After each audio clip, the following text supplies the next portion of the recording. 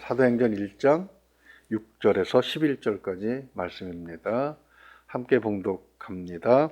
그들이 모였을 때에 예수께 여쭈어 이르되 주께서 이스라엘 나라를 회복하심이 이때니까 하니, 이르시되 때와 시기는 아버지께서 자기의 권한에 두셨으니 너희가 알 바 아니요 오직 성령이 너희에게 임하시면 너희가 권능을 받고 예루살렘과 온 유대와 사마리아와 땅 끝까지 이르러 내 증인이 되리라 하시니라. 이 말씀을 마치시고 그들이 보는데 올려져 가시니 구름이 그를 가리어 보이지 않게 하더라. 올라가실 때 제자들이 자세히 하늘을 쳐다보고 있는데 흰 옷 입은 두 사람이 그들 곁에 서서 이르되 갈릴리 사람들아 어찌하여 서서 하늘을 쳐다보느냐. 너희 가운데서 하늘로 올려지신 이 예수는 하늘로 가심을 본 그대로 오시리라 하였느니라. 아멘. 예수님께서 하늘로 승천하신 모습을 기록한 성경의 저자는 누가복음과 사도행전을 기록한 이 누가 한 사람뿐입니다. 누가복음 24장 50절에서 51절을 보면 이렇게 기록하고 있습니다. 예수께서 그들을 데리고 베다니 앞까지 나가사 손을 들어 그들에게 축복하시더니 축복하실 때 그들을 떠나 하늘로 올려지시니. 매우 간단하죠. 누가복음에서는 누가가 기록한 처음 성경인 누가복음에서는 그냥 간단하게 기록을 합니다. 그런데 사도행전, 오늘 우리가 읽은 말씀을 보게 되면 매우 자세하고 그 과정이 상세하게 기술이 되어 있는 것을 볼 수가 있습니다. 왜 첫 번째 책에는 그렇게 간단하게 해놓고 이 두 번째 책에는 그 안에 벌어졌던 과정을 이렇게 자세하게 상수를 하는가? 거기에 초점을 맞추어서 오늘 말씀을 좀 생각을 해보려고 합니다. 결론을 먼저 말씀드리면 이 사건은 다시는 일어날 수 없는 단회적인 사건이라는 거예요. 단회적인 사건이라는 것은 무엇입니까? 그것을 또 우리가 기대할 수 없다는 것입니다. 천사가 11절에서 말씀하실 때 하늘로 올라가심을 본 그대로 오시니라. 이 얘기는 무슨 얘기입니까? 이게 바로 종말이죠. 세상의 역사가 끝나는 날이죠.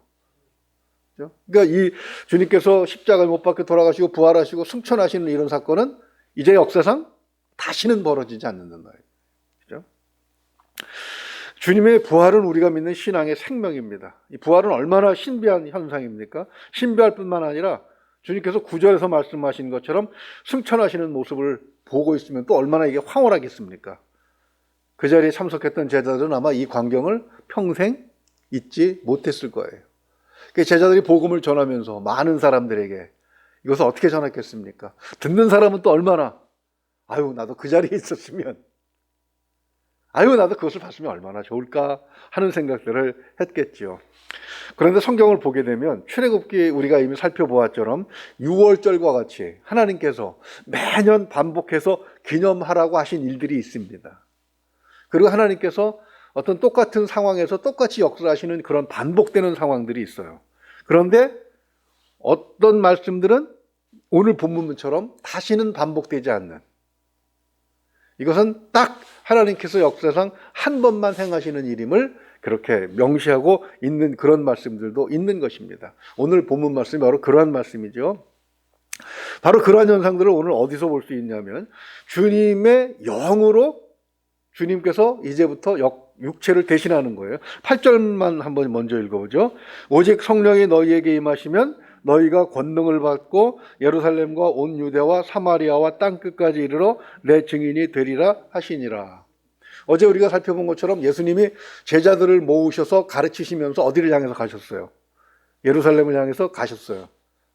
그리고 십자가에 못 박혀 돌아가시고 부활하실 때까지 예루살렘에서 예루살렘을 향해서 가셨고 거기서 정점을 이루셨다가 이제 부활 승천하시고 영으로 오시면 그 다음에 어떻게 되는 겁니까?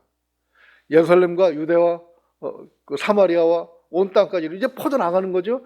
그때 그 일은 누구와 함께 하는 겁니까? 육체로 함께 하신 주님과 함께 하는 것이 아니라 이제 영으로 오신 그 주님과 함께 하는 그런 차이를 오늘 본문이 우리에게 보여주시는 것이죠. 주님께서 최종적으로 이 세상을 떠나셨을 때, 승천하신 직후부터 사실은 교회가 우리가 지금 예배하는 이런 교회의 모습은 그때부터 시작이 됩니다. 이것이 누가복음 4장 33절을 보게 되면 주님께서 이 땅에 오신 목적이라고 말씀하셨어요. 예수께서 이르시되 내가 다른 동네들에서도 하나님의 나라 복음을 전하여야 하리니 나는 이 일을 위해 보내심을 받았노라 하시고, 그래서 교회가 확산되고 하나님의 주님의 영이 우리와 함께 하시면서 이 놀라운 복음 전파의 역사가 나타나는 것, 하나님 나라가 확장된다는 말로 그 암시를 해 주셨던 것이죠. 그러면서 교회의 시작은 이 땅에서 이루어진 일이기는 하지만 그것이 하나님의 나라에 속한 것이라는 의미를 이제 그런 차이로 설명을 해 주시는 거죠. 다시 말해서 주님의 영은 하나님 나라의 성격이 어떠한 것인가 하는 것을 나타내고 있습니다. 그러나 제자들은 아직 그것을 몰라요. 그래서 6절을 보면은 그들이 모였을 때 예수께 여쭈어 이르되 주께서 이스라엘 나라를 회복하심이 이때이니까 하고 질문을 합니다. 주님의 사명은 물질적인 이스라엘의 회복이 아니라 에덴 동산에서 잃어버린 하나님 나라를 회복하는 일이죠.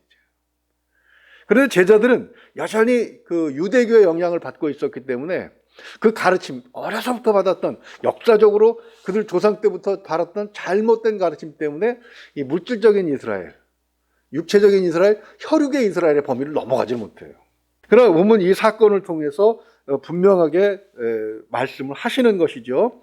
그러면서 제자들이 그런 질문을 가지고 승천하시는 주님을 바라볼 때에 그들이 어떤 마음이었겠습니까? 11절 보게 되면 우리가 짐작할 수 있는 부분이 있습니다. 갈릴리 사람들은 어찌하여 서서 하늘을 쳐다보느냐? 너희 가운데서 하늘로 올려지신 이 예수는 하늘로 가심을 본 그대로 오시리라 하였느니라. 이렇게 누가 설명해 주는 겁니까? 천사가 나타나서 설명해 주는 거예요. 이것은 인간이 가지고 있는 지식과 지혜로 풀어서 이렇게 깨달은 것이 아니라 초월적인 능력을 가진 천사에 의해서 뒤바뀌어진 개념이라는 얘기예요. 그러면서 여기에 들어있는 그 말씀은 주님께서 영원히 함께 하시겠다고 하셨으니까 제자들은 올라가셨으니까 잠깐 계시다가 다시 오겠지 하고 쳐다보고 있었을 거예요. 그런데 천사는 뭐라고 얘기해요? 그것은 사실이지만 하늘만 보고 있지 말라. 다시 오실 것은 사실이지만 너희가 하늘만 보고 있는 그것은 틀렸다라고 11절에서 말씀하고 있는 것이죠. 우리가 앞에서 말씀드린 것처럼 주님이 다시 오실 때는 이미 세상이 종말, 끝나는 것이죠. 즉 교회가 이 땅에 존재하는 동안 주님께서 육신으로 다시 오셔서 제자들과 함께 하시고 그리고 또 승천하시고 하는 그런 일들은 반복되지 않는다는 것입니다. 그래서 이제 제자들은 어떻게 해요? 주님께서 마지막 사역을 하셨던 예루살렘으로 돌아가서 거기서부터 주님께서 그들에게 남겨진 사명 어디요? 예루살렘과 8절의 약속이 있죠. 예루살렘과 온 유대와 사마리아와 땅 끝까지 이르러 바로 주님께서 가르치신 하나님의 나라를 증언하는, 그 주님께서 다시 오실 것임을 증언하는 그런 사명을 감당해야 하는 것입니다. 그것이 교회의 남은 사명이에요. 신비한 현상에 사로잡혀서 그것만 기다리고 사는 것은 아니더라는 것이죠. 그런데 신앙생활하면 이렇게 그 신비한 현상에 과도하게 집착하는 그런 경우들을 많이 볼 수가 있습니다. 저도 말씀의 은혜를 받고 이제 신앙이 회복이 되면서 교회 일에 한동안 열심히 한 적이 있었습니다. 성경도 참 열심히 읽고 막 그러면서 제자들이 참 부러웠어요. 왜요? 그 사랑하시는 주님을 직접 옆에서 뵙고 말씀을 가르치심을 받고 또 동거하면서 여행을 하고 그리고 주님이 일으키시는 기적을 옆에서 직접 봤잖아요. 얼마나 부럽고 감사한 일입니까? 그런 생각도 해봤습니다. 내가 그들 중에 있었다면 나는 정말 주님에게 충성을 했을 텐데 그렇게 생각을 했던 것이죠. 여러분은 어떠셨습니까? 목회를 하면서 섬기는 교회 이제 성도님들의 신앙생활이 저의 일이 된 것이죠. 그래서 이렇게 대화를 나누다 보면 나하고 같은 생각을 하시는 분들도 참 많이 있구나 하는 것을 느꼈습니다. 그런데 이제 문제는 이러한 바람이 집착이 될 수 있다는 겁니다. 신비한 현상을 추구하고 그러다 보니까 누가 천국에 갔다 왔네 하면 그냥 우르르 몰려. 몇 년 전에 미국에서 왔다는 어떤 여자 전도사 하나가 한국 교회를 쑥대밭을 만들고 왔어요. 몇 년도에 몇 년도에 세상이 멸망하니까 어디 태국이나 이런 데 가서 땅 사가지고 미국이나 이런 데 가서 땅 사가지고 지금도 거기 있는 사람들이 있어요.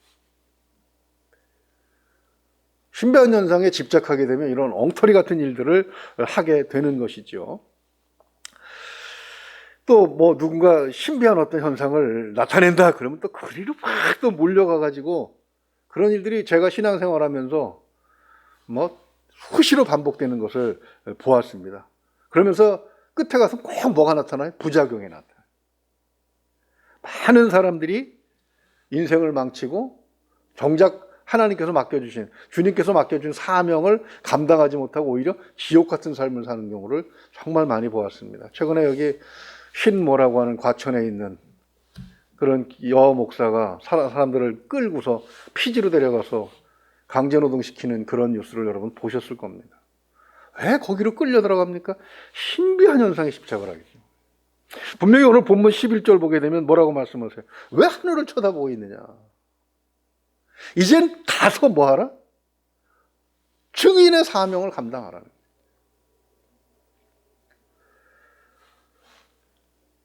그래서 앞에 우리가 처음에 말씀 시작할 때 질문한 것이 있습니다. 왜 누가복음에는 간단하게 기록을 해놓고 사도행전 두 번째 책을 시작하시면서 또 이렇게 자세하게 그 과정을 서술을 하고 있느냐?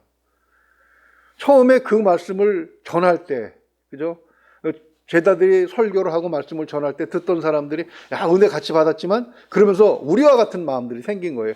신비한 현상에 집착을 하고 아이고 나도 그 자리에 있었으면 얼마나 좋았을까? 나에게는 그런 현상을 보여주시지 않을까? 그러면서 누가 이상한 사람 이야기를 하면 그리로 확 몰려 들어가고 그러면서 초대교회 여러 가지 부작용들이 나타났을 것입니다. 역사는 반복되잖아요. 그래서 아마 누가는 그런 현상들을 막으려고 사도행전을 기록하면서 그 과정을 간단하게 전하고 믿으면 되는 것을 다시 한번 복잡하게 설명을 하면서 어디로 가야 되는 겁니까? 하늘을 쳐다보는 것이 아니라 예루살렘으로 돌아가서 맡겨진 남은 일들을 해야죠. 그렇죠? 그래서 그런 것들을 강조하기 위해서 이제 말씀을 기록했음을 볼 수가 있는 것입니다. 말씀을 정리하면 그렇습니다. 주님께서 다시 오실 때가 언제입니까? 7절에서 말씀하시잖아요. 이르시되 때와 시기는 아버지께서 자기의 권한에 두셨으니 너희가 알 바가 아니요. 그런데 왜 내가 1992년 10월 24일 날 온다고 주장하는 사람들의 말을 믿느냐는 거예요. 그가 하나님입니까? 왜 누가 어디 저 피지나 태국 이런 데 글로 온다고 하는 얘기를 듣고 거기 가서 인생을 망치냔 말입니다. 그런 사람들이 참 너무나도 안타깝고 가슴 아프지만 우리는 분명하게 그런 일들이 있었고 또 오늘 본문에서도 제자들이 하늘을 쳐다보는 그런 심정이 바로 그런 마음과 비슷했다고 하는 사실을 우리는 깨달으면서 좀 더 어디에 집착을 해야 됩니까? 말씀을 통해서 우리에게 믿음을 주셨고 우리에게 맡겨진 사명이 있다는 사실. 그리고 그 사명을 감당할 때 그 사명 속에서 뭐가 나타나는 거예요? 신비한 현상이 나타납니다. 사도행전을 기록한 목적이 바로 그것이죠. 다시 하늘을 쳐다보면서 신비한 현상이 나타나기를 기다렸던 것이 아니라 그 자리에서 베다니에서 돌아가서 어디로 갑니까? 예루살렘으로 들어가서 거기서 주님의 약속의 말씀을 기다리고 이제 앞으로 우리가 보게 되겠지만 그리고 받은 사명 가지고 세상을 향해서 나아갈 때 한 걸음 나아갈 때마다 벽이 부서지고 놀라운 성령의 역사가 나타나는 이런 것들이 바로 사도행전이 우리에게 말씀하시고 싶은 그런 내용이신 것을 우리가 알 수가 있는 것이죠. 단회적인 신비한 일에 집착하는 어리석음을 우리도 가질 수 있다는 가능성을 생각을 해보면서 이런 것은 충분히 버려야 되는 것입니다. 사실 우리를 부르시고 세우신 일, 또 우리 같은 사람들에게 사명 맡기신 일, 이것보다 더 신비한 일이 어디 있습니까? 우리가 믿음을 갖고 이 믿음 안에서 살아가는 것, 이것보다 더 신비한 일은 없다고 저는 생각을 하면서 또 이렇게 사역을 감당하고 비록 작은 일들이지만 일 하다 보면 하나님께서 나와 함께 하시는구나 하는 그런 기쁨들을 수시로 느낄 수가 있었습니다. 이 기쁨을 느끼기 위해서 우리는 더 말씀을 믿고 또 말씀을 통해서 우리에게 맡겨진 사명들을 감당해야 될 줄로 믿습니다. 주님께서는 우리를 소금이라고 하셨고 빛이라고 하셨습니다. 내가 있는 곳이 가정이면 내 가족 구성원들에게 빛이 되고 소금이 되시고 또 이웃들과의 만남 속에서 빛이 되시고 또 그리고 나에게 주어진 사업의 생업의 현장이 있다면 그곳에서 내가 사랑하는 주님을 전하는 그런 증인의 삶을 살 때 이런 신비한 현상이 우리 삶 가운데 그대로 드러나게 될 줄로 믿습니다. 그런 일들을 체험하면서 더욱더 주님과 가까워지는 저와 여러분 될 수 있기를 주님의 이름으로 축원을 드립니다. 기도하겠습니다. 은혜로우신 우리 아버지 하나님, 우리는 육체에 갇혀 있으면서 이 육신을 벗어난 능력을 추구합니다. 그러다 보니 신비한 현상에 집착하기도 하고 마치 예수님의 제자들이 하늘로 올라가시는 주님을 바라보면서 그 신비한 현상에 사로잡혔던 것처럼 우리도 그런 현상을 맛보기를 소망하기도 합니다. 하나님, 그러나 그것보다 훨씬 더 중요한 것이 주님이 말씀을 통해서 남겨놓은 우리에게 부탁하신 사명을 감당하는 일임을 사도행전을 통해서 우리가 다시 한번 생각해 보게 하시니 감사합니다. 오늘 우리에게 맡기신 일이 어떤 일입니까? 하나님, 기도를 통해서 확인하게 하시고 삶 속에서 그것을 다시 한번 알게 하셔서 우리에게 맡겨진 일 감당할 수 있도록 성령께서 우리에게 명령하신 일들 아멘하고 순종할 수 있는 그런 기적적인 하루가 될 수 있도록 하나님 도와주시옵소서. 우리가 하나님 사명에 감당할 때에 사명을 이루어 나갈 때 그때 성령께서 함께 하시며 능력을 드러낼 줄로 믿습니다. 그 능력을 체험하면서 살아계신 하나님을 더욱더 분명하게 알 수 있는 그런 하루가 되게 하여 주시옵소서. 믿고 의지하며 우리 주 예수 그리스도 이름으로 감사하며 기도하옵나이다. 아멘.